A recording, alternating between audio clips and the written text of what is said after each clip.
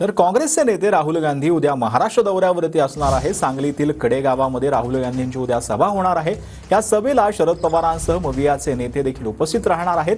पतंगराव कदम यांच्या स्मारकाचं राहुल गांधींच्या हस्ते लोकार्पण होणार आहे। आगामी विधानसभेच्या निवडणुकीचं रणशिंगही उद्या फुंकण्याची शक्यता जी आहे ती वर्तवली जाते। बाळासाहेब, मला सांगा कशा पद्धतीचा उद्या कार्यक्रम असणार आहे आणि काय नियोजन केले?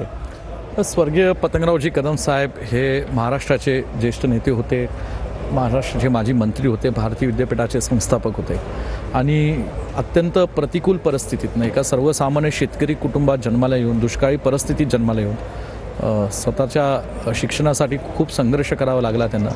आणि प्रथमतः त्यांनी पुण्यामध्ये वयाच्या 15 वर्षी गेले 3-3.5 वर्ष शिक्षक म्हणून 52 रुपयावर त्यांनी पगार नोकरी केली आणि 19व्या वर्षी भारतीय विद्यापीठाची स्थापना केली। हा शैक्षणिक प्रवास पहिला त्यांचा होता आणि मग स्वर्गीय यशवंतराव चव्हाण, स्वर्गीय पंडित नेहरू, स्वर्गीय इंदिराजी गांधी, राजीव गांधी, स्वर्गीय वसंतदादा, यशवंतराव मोहिते भाऊ यांच्या विचाराने 80च्या दशकामध्ये राजकारणात त्यांनी प्रवेश केला आणि काँग्रेस पक्षाच्या विचारातून जे काय महाराष्ट्रात मंत्रिपद त्यांना मिळालं त्यातून सांगली जिल्हा, पलूस कडेगाव आणि महाराष्ट्राचा विकास साधण्याचाही त्यांनी मनापासून प्रयत्न केला। म्हणून 50 वर्षाच्या त्यांच्या कार्याला आज अभिवादन व्यक्त करण्याकरता एक भव्य कार्यक्रम उद्या होतो, शिक्षक दिनाच्या निमित्ताने होतो।